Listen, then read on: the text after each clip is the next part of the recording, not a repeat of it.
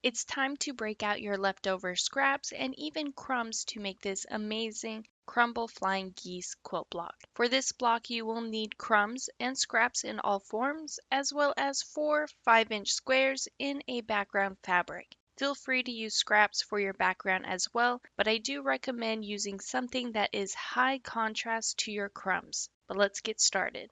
First, I am going to select some small rectangle scraps and sew them together. Plain and simple.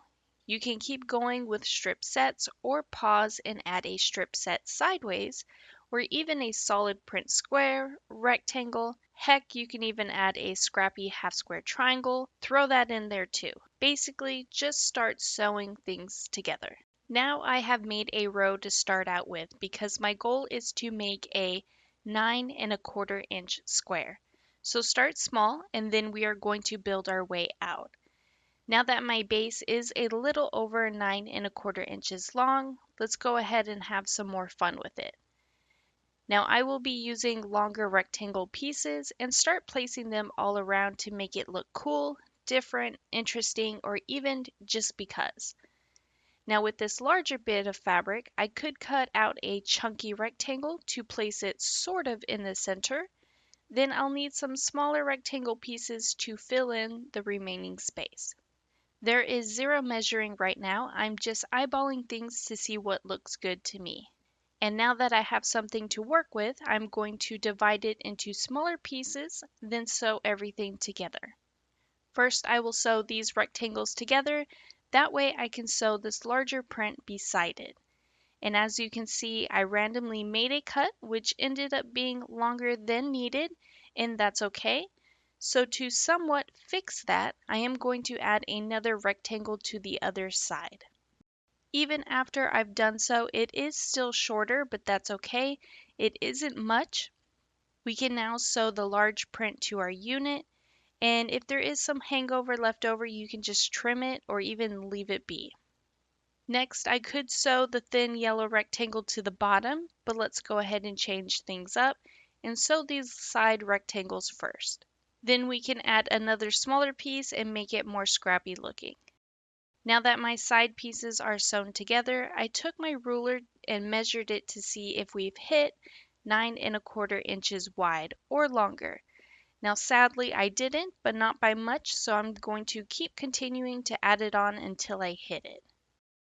Now that I've hit it, I'm going to finally sew this thin rectangle set together. You don't need to trim it to the same width, just sew it together.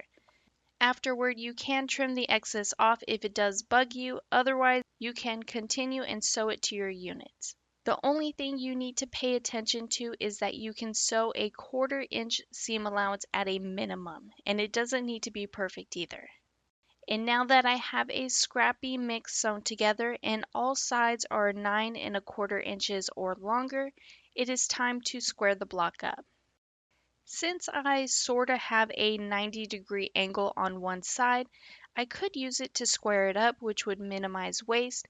However, I'm going to slide it over a little bit so that way all 4 sides will be perfectly straight.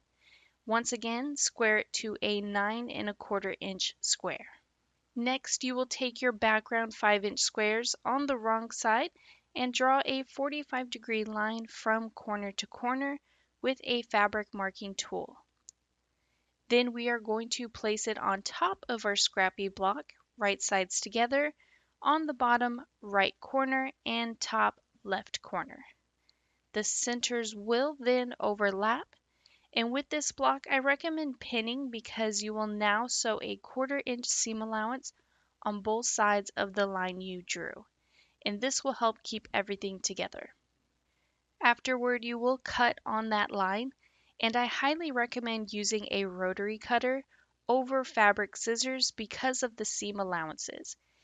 If you use smaller scraps, there will be a lot of thick seams to cut over, so a rotary cutter would work best. Now you will have these heart-like shapes.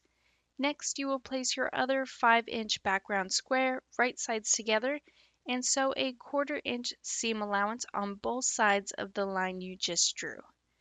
Go ahead and cut on the line and press open. Now you will have four 4.5-inch by 8.5-inch flying geese. So go ahead and make as many as you would like. Have fun with them. I, on the other hand, am going to sew them all together into a 8.5-inch by 16.5-inch rectangle.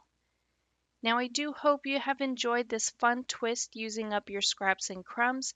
If you could please take a moment to hit that like and subscribe button, hit the notification bell so you can be notified for your next amazing quilt project.